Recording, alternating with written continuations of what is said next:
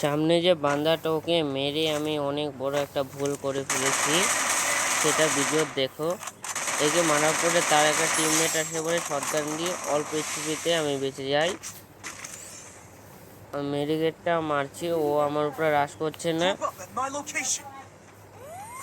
আর এরপর দেরি হলে আমাকে মেরে দিত, শটগান ছিল হাতে।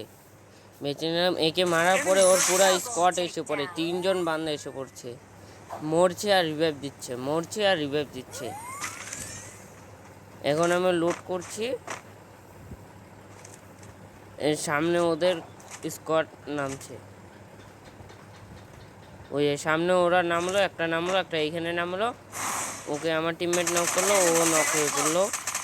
রিভাইভ দেওয়ার মতো সিচুয়েশন নাই, আরেকবার রিভাইভ হয়ে পড়লো।